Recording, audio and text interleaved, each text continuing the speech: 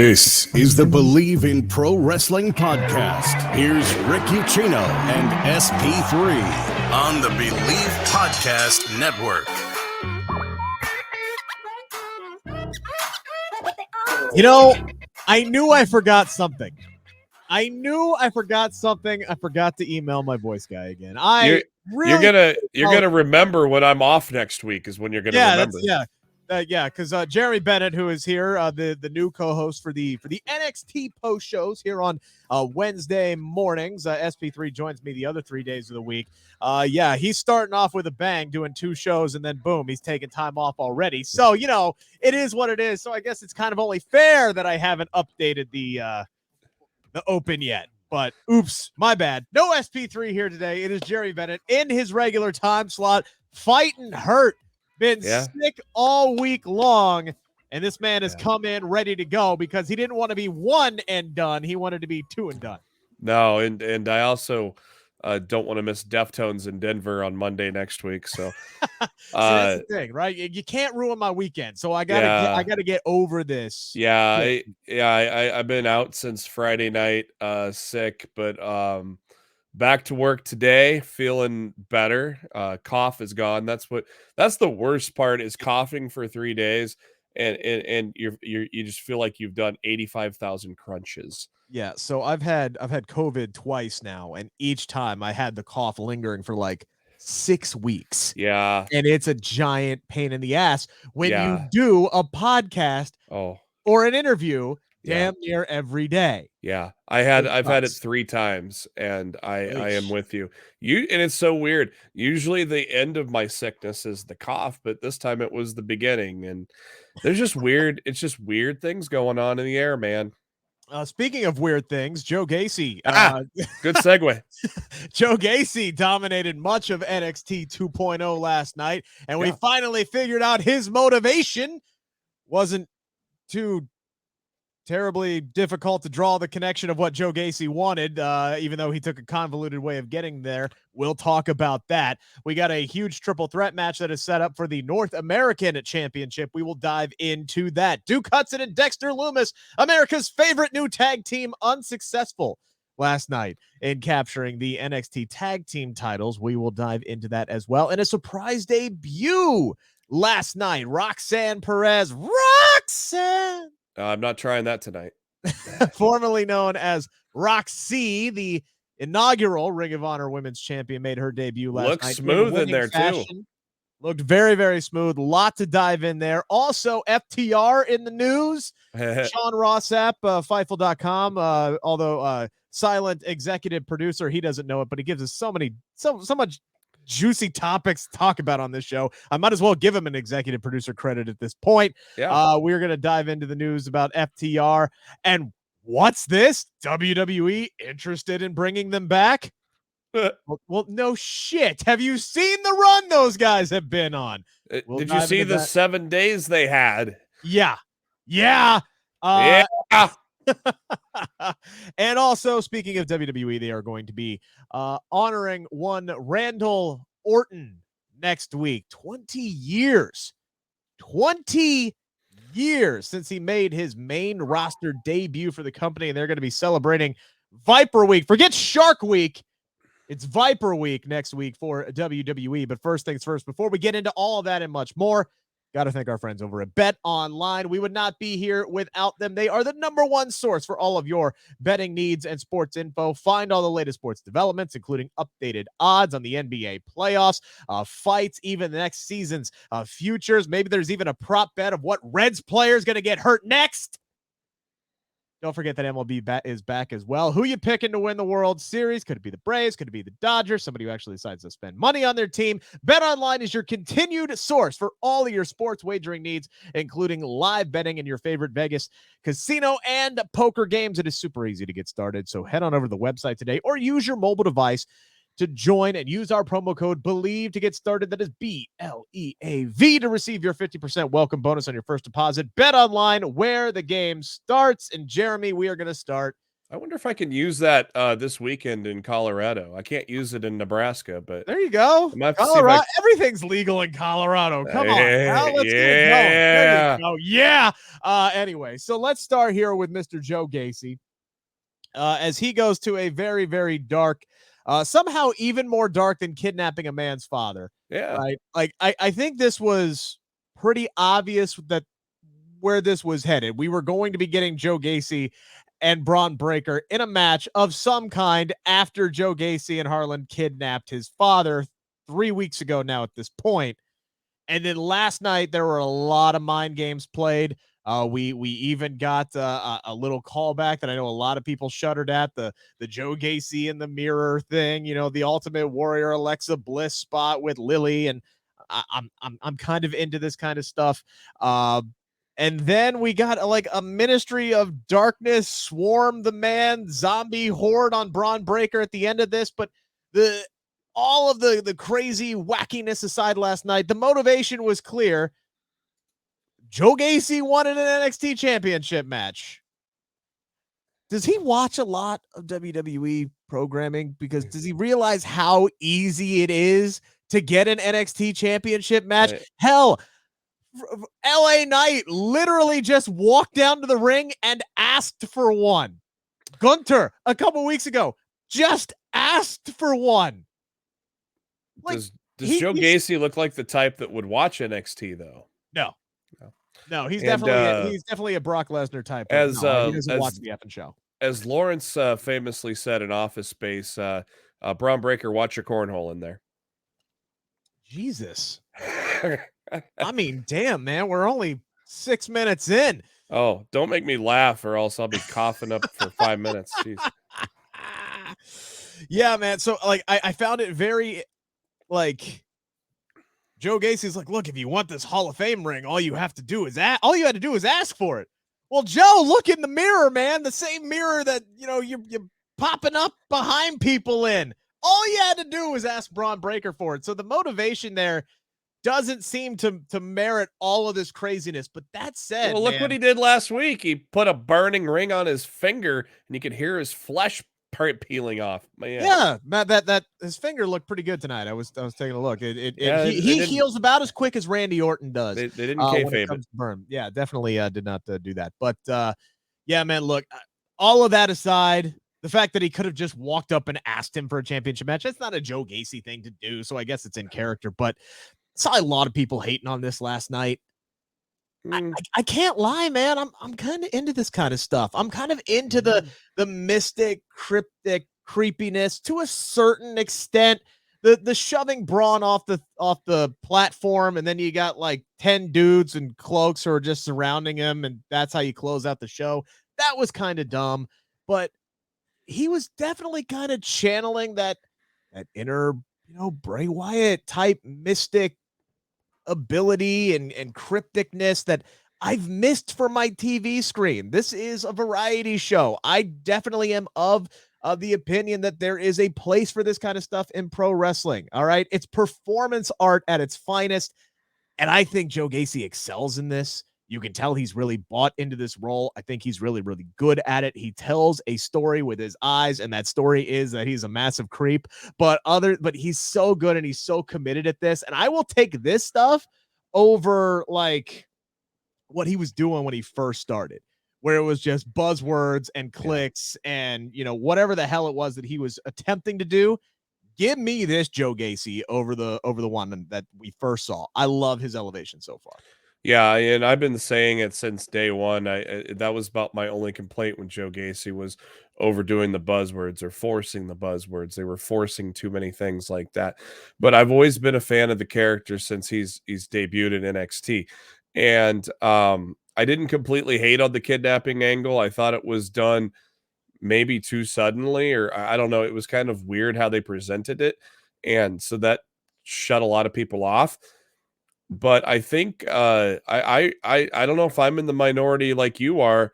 Just look at my timeline tonight. I enjoyed most of what we had with Gacy tonight, and I thought it kind of brought out another side of Braun as well in certain spots, especially the The one where he's going through backstage and looking at, and then he finds that room. And I thought it was really well done by both guys tonight.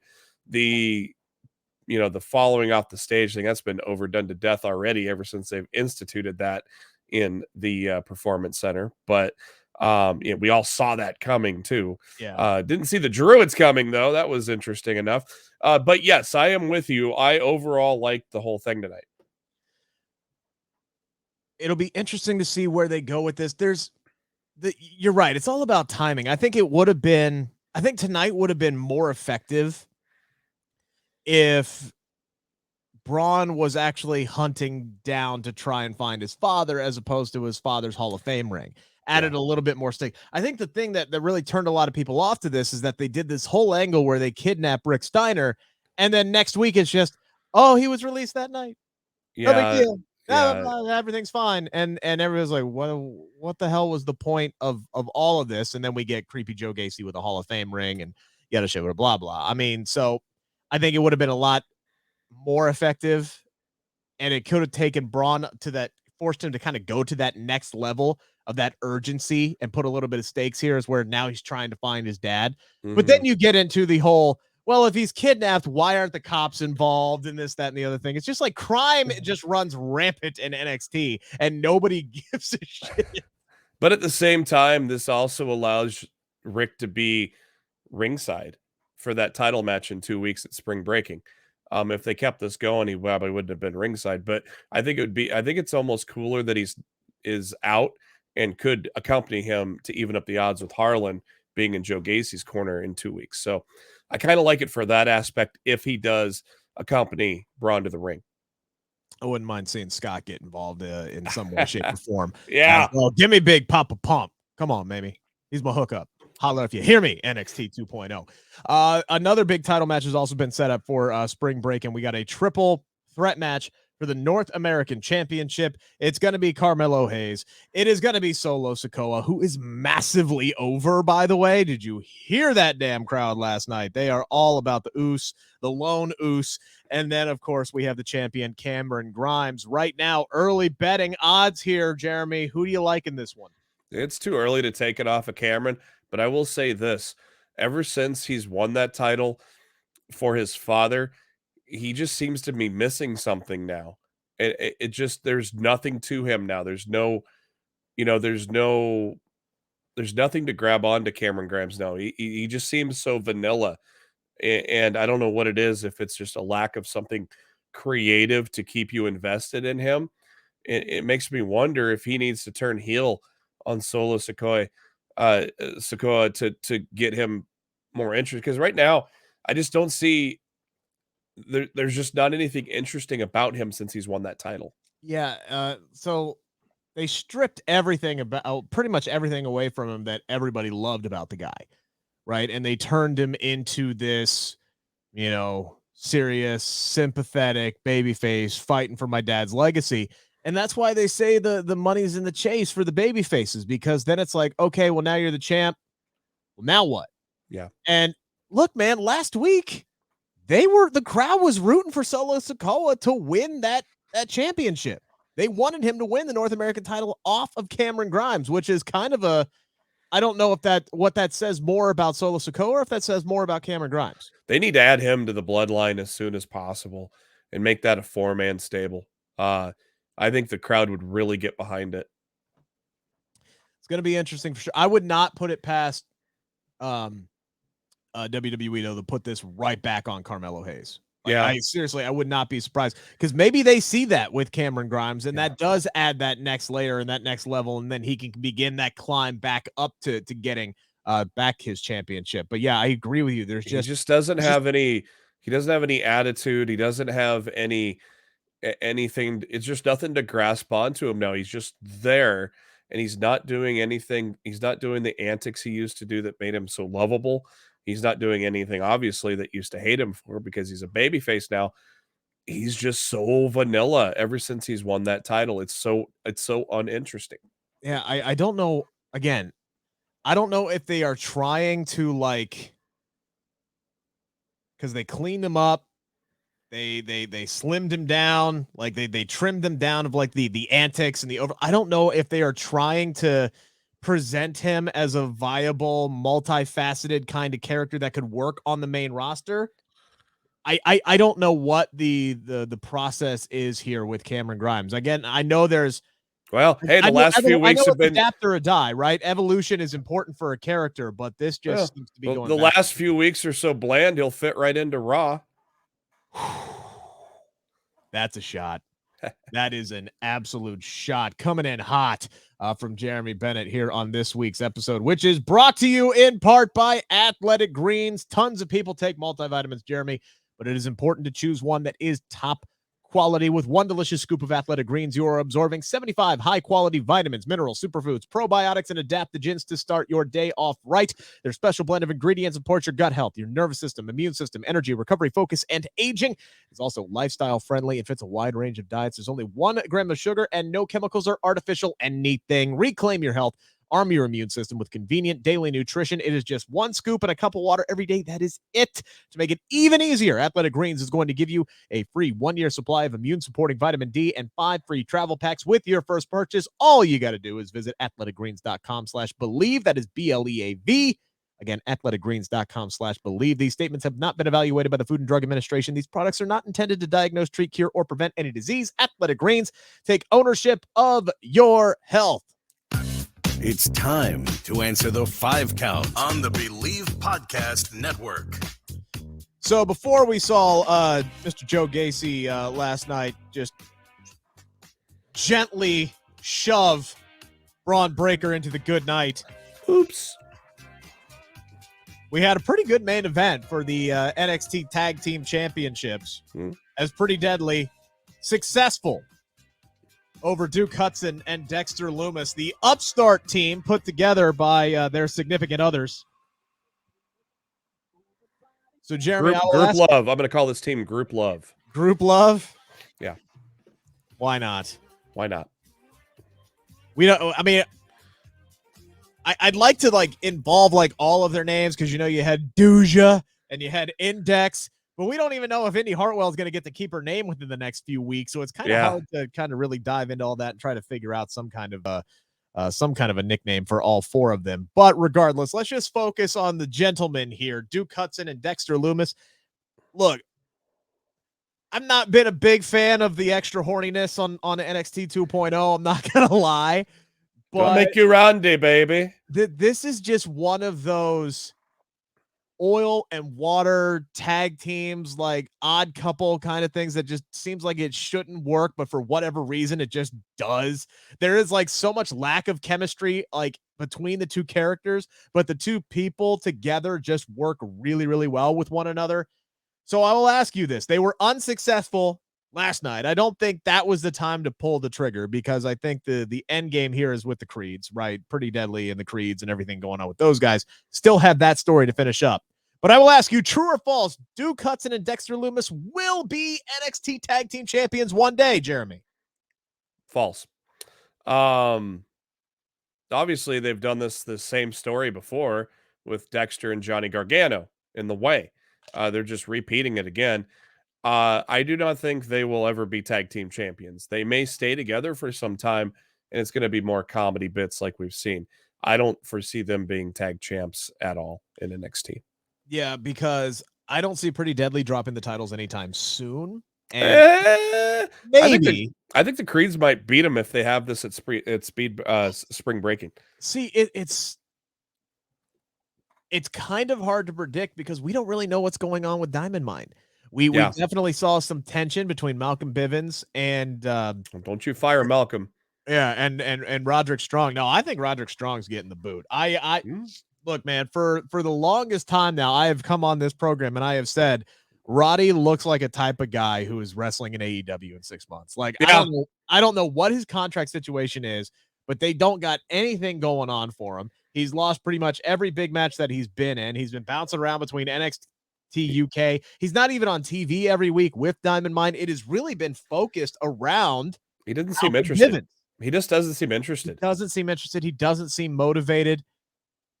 I don't see him being in Diamond Mine much longer. I think No. he's going to try to out Malcolm Bivens, and it's going to end up being he's going to be the one on the outside looking in here. And it's interesting to figure out what they're going to do, because right now it seems like Diamond Mine's baby faces. The Creeds are loved. Obviously, they're the baby face with Pretty Deadly. Ivy Nile hasn't really acted babyface, and we'll see how she does in the UK, how they present her there. And then, so who do you bring in if you do replace Roddy? Do you bring in Wes Lee? Do you bring in somebody completely new? Roddy was a pretty big stature for a solo guy, former North American champion. So I don't know if this would be the spot for Wes Lee, but it would be a good spot to test him and see what how he would do. I don't know if his personality, his MSK personality wouldn't really fit. But if he goes a different direction, which it seems like he did tonight against Zion Quinn, if he keeps going in that personality direction, I wouldn't put it past him to at least try him out in Diamond Mine. I'm trying to think. I'm sitting here and I'm going through the roster in my head. I know there's somebody, right? Like I know there's somebody that I think would be kind of like that great fit for like that alpha dog type person who could come in and fit perfectly in there. Man, but maybe no, Grayson Waller wouldn't really work. He's more of a lone. Maybe Zion Quinn. Maybe Zion Quinn. Maybe a guy, I know he's hurt right now, but maybe a guy like Odyssey Jones could come in there and that would work out really, really well. Or you know what? Fabian Eichner might be a guy who could. Yeah, exactly. I think he would really fit in well. Now they got to find something for him to do. Is he going to be a solo star? That's the thing. If he's not a solo star, I think he's going to end up working with Tony D. I just think that would almost be better than Diamond Mine in my opinion. Yeah, I think that would work out really well for him. I still don't understand why he's not on the main roster with Ludwig Kaiser and Gunther. I don't know why that he's not there. I don't know what they didn't see him in. I don't get it. Yeah, that's baffling. You got to find something for Fabian Eichner to do. So that could be a possibility there. But with all the uncertainty around Diamond Mine, I would not be surprised if this chase for the Creeds lasts even longer because of the turmoil that's been going on there. So you could keep the belts on Pretty Deadly for a while. Eventually it goes to the Creeds. But either way, I see those two guys, those two teams being the focal point of the tag team division. I don't know if Duke and Dexter are going to continue to be a thing long enough to get their hands on the championship. So I'm going to say false as well. Number 2, we saw the surprise debut of Roxanne Perez last night. She defeated Lacey Jane to get her first ever win in NXT after her level up victory. So she's now 2-0 in WWE. They presented her as a big deal last night. And it was it was an okay match. It wasn't anything spectacular. They didn't ask either lady to do anything. Some pretty smooth technical wrestling, a lot of great pinning combinations that they rolled through. And then the unfortunate thing that I did not think that this match needed whatsoever was Wendy Chu popping up, doing the Jinder Mahal, hey, up here, I trashed your dressing room. Who gives a shit? It's a couch. You flip some cushions.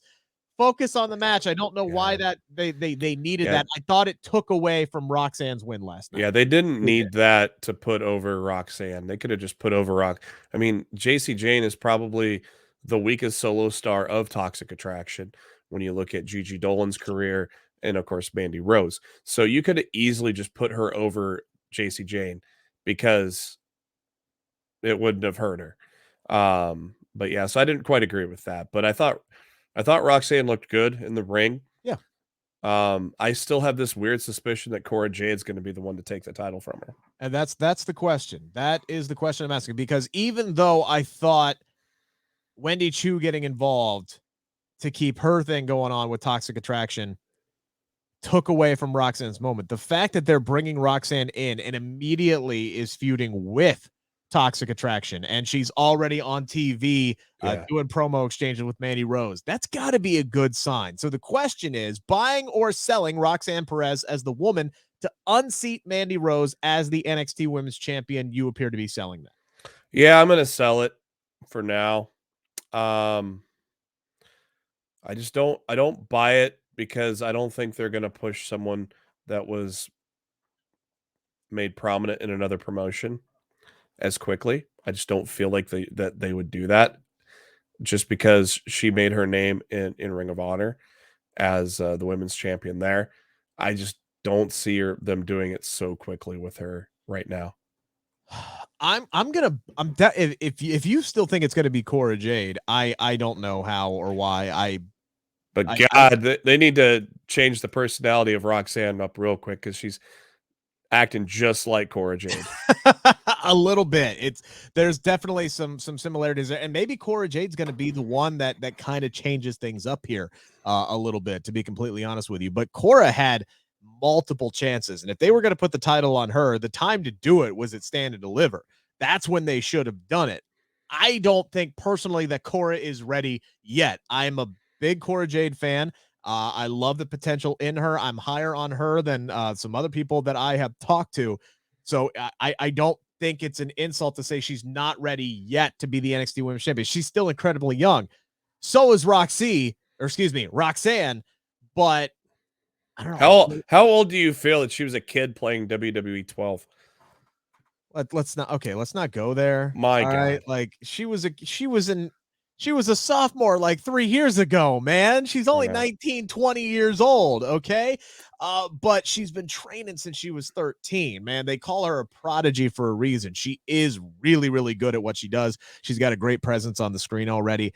I do think Roxanne is a little bit ahead of Cora Jade right now, but when I'm looking at the people that they are pushing currently, Cora Jade still has to go through Natalya first. She's got to wrap up this program with Natalya, and Natty looks like she's going to go through the entire NXT women's locker room before they even get to her and Cora Jade at this point. So you got to look at the other women that they're really strongly pushing right now. I think the only other option might be Nikita Lyons, but she's also going to be stepping up to take on Natty coming up here in a couple of weeks. Sign me the hell up for that one. She's tall compared to Natty. Holy cow. You know, Natty looks like absolutely stacked on television, but man, like you meet her in person and it's like, man, like no offense, a lot smaller than what you would expect in person, but she obviously packs a hell of a punch when she's in the ring. That's for damn. And then Nikita saying, "Don't worry, I'm flexible." That just made all the guys go ah. Blah, blah, blah, blah, blah, Yeah, blah, all blah. the Rhea Ripley fans, like who love those pins and everything, they're just salivating. You freaks online, how dare you? Insert Vince falling over in his chair gif. Right, exactly. But yeah, the horniness of NXT 2.0 aside here, I think the two options right now, based off of what I'm seeing on television, I think it's a clear-cut sign that Roxanne is definitely got the potential to do it. Nikita Lyons also, they're building her up as the star that she is. It could be either one of those two. It all depends on how long they plan on keeping Mandy Rose in NXT. If they have this match at Spring Breaking, Mandy's going to win. I don't think they're going to put it on her on week 3. That would be kind of a really big hot shot, but it might also send a message of how high they actually view her. Like right now, we can tell they view her pretty highly because they're putting her right in there with the champ. Yeah. If they put the belt on her after 3 weeks of making her debut, effing forget it, man. She's getting the Bron Breakker treatment, for sure. So it's definitely going to be interesting. I'm going to go ahead and buy this right now, but I'm buying it only because I think it's on sale right now. I'm not paying full price for this, but based off of the landscape of everything, I think it's going to be too long out of the way for Cora Jade to circle back around and win it.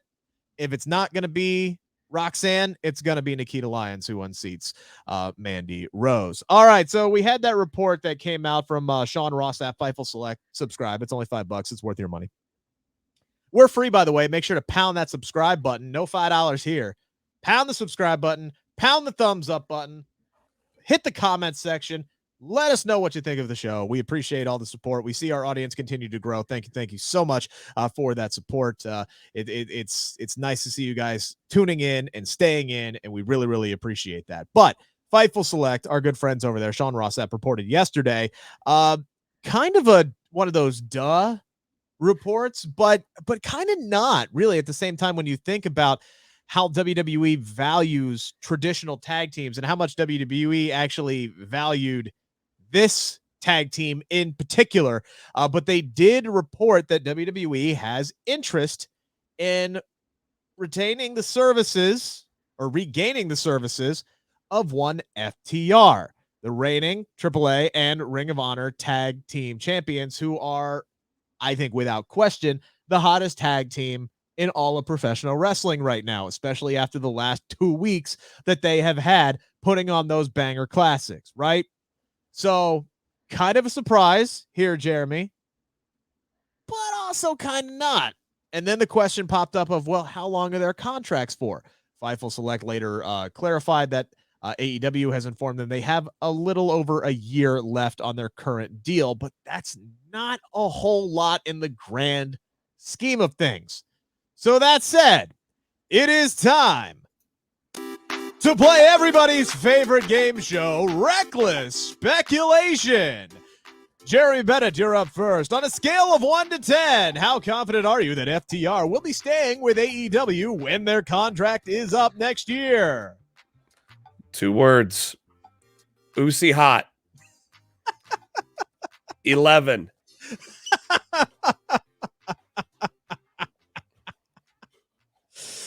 That's it. That's a very, very simple answer there. Yeah, man. Look, again, No, look, this comedic stuff in WWE was good for Gallows and Anderson because that's the stuff they love to do. If you watch their pay-per-views, this is not what FTR is all about, and they're just going to do the same thing over again. Sure, the tag team scene is a lot more serious now than it was 2 years ago, but who's to say in 2 years that it has that focus again? There was a long time in WWE when they had maybe one legitimate tag team together, and whoever feuded with them was 2 single stars that they made shift. They did that for a long time in the Ruthless Aggression era.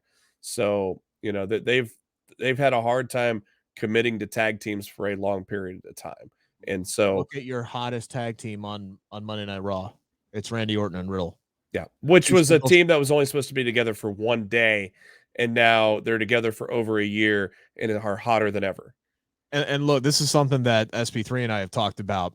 Yes, the tag team, they're putting a major focus on the tag team division right now as of recently. Like, it has been really, really hot, especially with Alpha Academy and RK Bro and the Street Profits, and for a brief time there, Seth Rollins and Kevin Owens just kind of holding everything down there on the Raw brand. And now you're bringing in the Usos over here, and they're doing this big title unification match. As of right now, that's what I would main event the WrestleMania Backlash with, is that title unification match coming up here in a couple of weeks. But man, a lot of that's the Randy Orton factor. You talk about there may not be a focus on tag team wrestling in 2 years. There may not be that kind of focus on the tag team wrestling in 2 months. True. Because the second that Randy Orton and Riddle, whenever they do split, and they're not a part of the tag team division anymore, how much are we confident that the creative and the booking is going to be as hot as it was when Randy Orton was involved with the tag team division? Because history tells me no. How much you bet within a month of RK Bros splitting, the Street Profits split up and they push Montez as a single star within a month? Because they have been more and more aggressive lately. They've been more and more aggressive lately. They have been kind of leaning towards that heel-ish kind of tendencies, and they have not been getting the championships. They have not been winning the big matches as much as they would like. Now, they did win this past week on Monday Night Raw, if my memory serves correct. Yep. Man, that's a good point. Yeah, and then we could be right back to where we always were. We would have the Usos, and we could have the New Day and Alpha Academy, and we'll be to where the women are right now. 2 teams. All 2 teams in the women's tag team division. So, yeah, man, when you look at FTR and the reasons why they left, yeah, WWE might be willing to offer them the bag, right? But they already turned down the bag once. They let their contracts just run out, man. They were jobbed out and almost clowned out the door when their contracts finally expired and they left. And then they went to AEW because why? They value tag team wrestling. And that is something that WWE will never be able to guarantee FTR. So they turn down the bag. They don't do the kind of, it's the same argument I said last week when the Jon Moxley reports came out. This isn't a broad brush. All right. This isn't, well, Cody jumped back over, so anything is possible. You have to look at each individual case, and not everybody's motivations are the same. Cody wanted to come back because, yes, he got an obscene amount of money, but also he always wanted to come back and win the WWE Championship. There is absolutely nothing that I believe that WWE can offer FTR to get them to come back. No, I can see Mox going back to WWE before FTR does. I honestly know. They're both as little as that. Yeah, as little of a chance as that there being. I could see one final run for Mox in WWE. Maybe before one it's match. all said and done. Maybe one match, like one final WrestleMania triple threat Shield match. Yeah. Like that's it. Yeah. Like an actual run with the company. Hell to the no, because there is one thing, even if they offer him the mass amount of money that it would take to get him over there, right? Like the CM Punk level amount of money that it would take for him to go back to WWE. Even if they offered him 100% creative freedom, you could go out there and do whatever the hell you want. We don't care. You can cuss. We don't give a shit. Even if they gave him both of those things, he ain't going to be able to have the kind of matches that he wants. He's not going to be able to bleed. He's not going to be able to go through barbed wire. He's not going to be able to have exploding bombs and this, that, and the other thing. He's not going to be able to put on the kind of art that he likes to do because WWE is a PG program. So unless it's like one massive blow off and it's like, hey, look, this is my last effing match and I'm done, I don't see Jon Moxley ever coming back to WWE. Now, I could be completely wrong on that, but I don't see it. I also don't see it with FTR because they're not going to get the kind of matches. They're not going to get the kind of booking, and they're not going to get the kind of fulfillment out of their time in WWE that they would in AEW. So my answer on this is the same one with Jon Moxley because, again, there is always the never say never. So I'm going with 9.9999999999999 that FTR will be staying with AEW when their contract is up. One person who thankfully is still in WWE and continues to crush it no matter what she does is one Becky Lynch, who is somebody that we have not seen since she lost the Raw Women's Championship at WrestleMania 38 to Bianca Belair. This is someone who I tried to get the goods out of in Dallas, but half of that interview I was talking to Becky Lynch and she was a full-on character, and then the other half, after I broke her, I finally got to talk to Rebecca Quinn there for a little bit. But you know, I tried to ask her, you know, like, what is this going to look like? What is Becky Lynch going to look like when she's not walking down to the ring, holding that title up high? Because that is what we have seen when she has been on TV for 3 years. That is a long time on top of the mountain. And I think a lot of people were ready to see what happens when she gets knocked off. And fans are still waiting because it's been 3 weeks now. And the only thing that we have seen anything from her is at these house shows. So we know she's still active. We know she's not taking time off, but she's doing these weekend shows. She's cutting promos for the live audience, talking about how she has a plan. She doesn't plan on walking out onto Raw without a championship, and she's going to win it back, or this, that, and the other thing. And she's been unsuccessful at all these live house shows. It's been a lot of triple threat matches between Becky and Bianca and Rhea Ripley. So the question still remains: what are we going to see out of Becky Lynch on television when she does come back? And I think there is a chance she comes back next Monday. So number 4 here on the 5 count. What do you believe, Jeremy, is the best fit for Becky when she does return to television, assuming that she's not going to be thrust right back into the title picture? I would do it where you have Becky just be broken down and completely losing it. And just like when you had her relinquish the title, you bring in Asuka to try to fix her, and it only makes her snap more, and you start a feud with Becky Lynch and Asuka. All right, so I'm kind of on board with a lot of that, right? Because I'm not even talking like specifically, because I think there's 2 areas here. There's 2 options with Becky that she could really, really help out in. because she has been in the title picture for so long, and she's such a major superstar now that she really doesn't need to be in the title picture. As long as the story is good, she's gonna make gold out of it. And even if it's shit, she's gonna turn it into, something that's absolutely fantastic, because they really didn't give her a whole lot to work with this Bianca Belair lead into, and they both, God love them, absolutely made it work. And it was one of the best things about the build up to WrestleMania, at least in my opinion.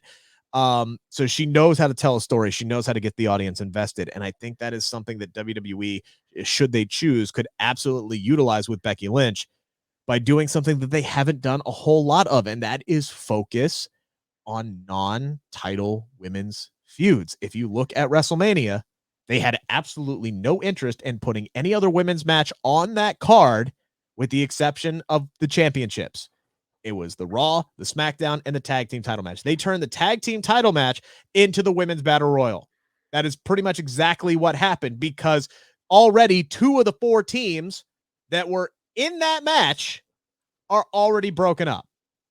So that was just trying to get as much talent on the card as possible. They heard the pop at Elimination Chamber that Alexa Bliss got, did all these vignettes to bring her back for that match, and then actively chose to park her back on the bench instead of giving her something to do at WrestleMania. We have 4 hours. I said this on yesterday's show. 4 hours of WrestleMania preview. No matches. Countless minutes of promo packages and review packages and commercial breaks for products that WWE is shilling, and Peacock sponsorships, and 2 separate Hall of Fame wave segments with The Undertaker. In 8 hours of wrestling, 8 hours of WrestleMania too. Yeah, in 8 hours of WrestleMania. Tell me you couldn't have found a spot for Alexa Bliss? You're killing me. Now, I think that's where Becky Lynch could really excel, because she is one of the people that WWE cares about. So she is going, sorry to cut you off there. She's going to be utilized and put under a spotlight. So if she's not in the title picture, that's great, man. Utilize her and get the spotlight on some other non-title feuds, please, for the love of God.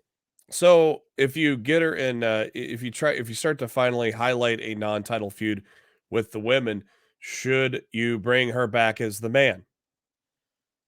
I think not initially. No. I think this needs to be the climb back up to the mountain, right? I think you could start off with the downward spiral. I've lost everything, and now I have to build my climb back up to get everything back. My championship, my identity, and yes, the audience. I think by the time that she actually wins the championship, yes, you could complete the babyface turn, and she is, again, boom, one of the most. The second they decide to flip that script, she's going to be the most over superstar in the country, in the entire company, because you have half the audiences still who are like, "Oh, cool, it's Becky, but man, we're not supposed to cheer for her." But I love her. Female Stone Cold. Yeah, I'm not going to.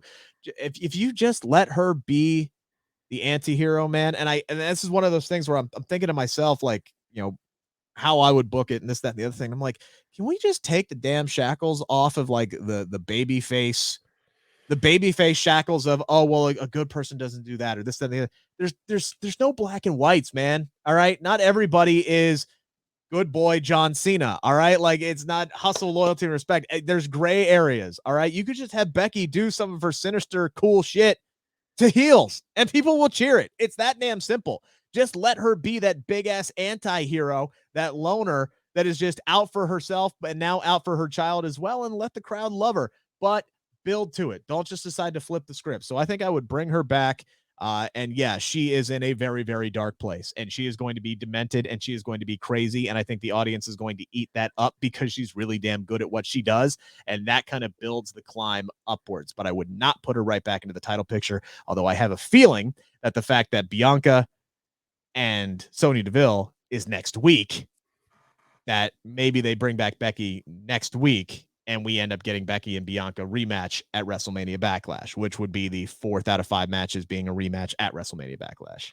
Yeah, that's what Backlash usually is, anyways. But it is. I think it's the perfect spot to bring Asuka back, though, because you had You had that emotional moment on that episode of Raw when Becky relinquished the title, and you can play off of that as Asuka's trying to help her, but then it just doesn't work, you know. There's a number of options that Becky could do outside of the title picture. You could relive that history with Asuka. You could finally give us Becky and Bayley when Bayley is healthy enough to come back. That is really the only combination of 4 horsewomen rivalry that we have not seen fully play out on the main roster. And I know that is something that a lot of people want. So if you brought back Bayley as a babyface, that would be the perfect opportunity to have babyface Bayley, new Bayley, not ponytail Bayley, but some iteration of new Bayley, babyface, going up against deranged, unhinged Becky Lynch.